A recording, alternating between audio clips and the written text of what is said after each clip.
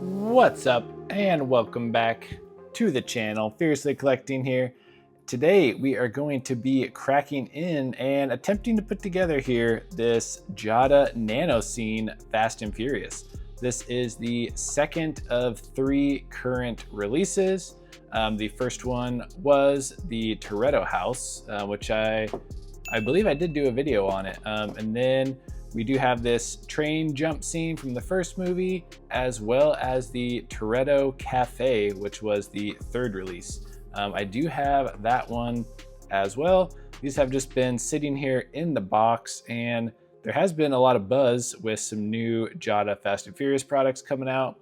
And I was like, man, you know what? I really need to get this thing out and get it assembled. And recently did some changes here to the Fiercely Collecting HQ, and I have a little more space. So I figured that this would be something very cool to have set up. So it does come with the 2 cars, it looks like. And I know from the house that I did, the build was pretty easy. So I am hoping and expecting this to be the same. I have been seeing these out in stores quite a bit now. The Toretto Cafe, I feel like I haven't really seen out in stores yet.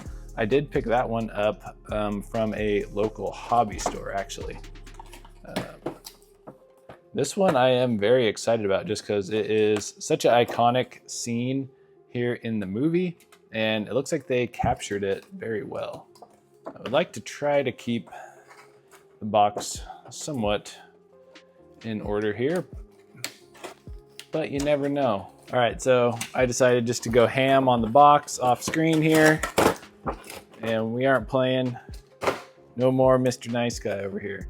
All right, so it is cool how they kind of set up the whole scene in here. Looks like we do have a couple pieces, some train pieces, some railroad, looks like some groundwork. Oh boy, a bunch of little pieces here too. And then the all important instructions. So wow, this scene is actually pretty big. Okay, so might take up a little more space than I thought. Man, I absolutely love these. Instead of doing like a lot of stuff has like little rubber bands that you have to cut, and it's like wrap around everything and pain in the butt to get off. This is wonderful. Okay, so that was the train. And then here is the main part of the scene here. Very cool. So I'm pretty sure that you don't have to keep this plastic. All right, so some of that was kind of a pain in the butt to take apart. Man, I am not used to doing this small of cars here. But they do come on these little stands here, and you can like rotate them around, which is pretty cool. So it's just on like a little ball and socket setup. So you do have to use these cars if you want them to obviously look like they are jumping or landing. Not sure why we can't ever get like silver wheels on the Supra. There are a bunch of different releases of it. But they all have black wheels. All right, I will just kind of show the instructions here real quick. I think I probably will just assemble this off camera because there are a lot of teeny little bits and bobs.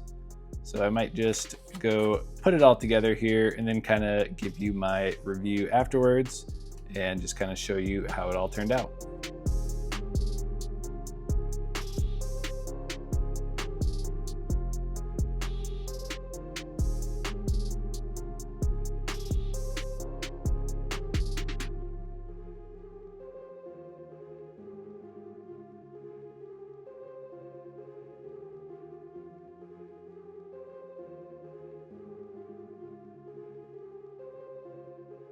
And there we have it, you guys. So this thing honestly turned out really, really cool. It's cool seeing the 2 cars in the air there with the train barely missing them in the back.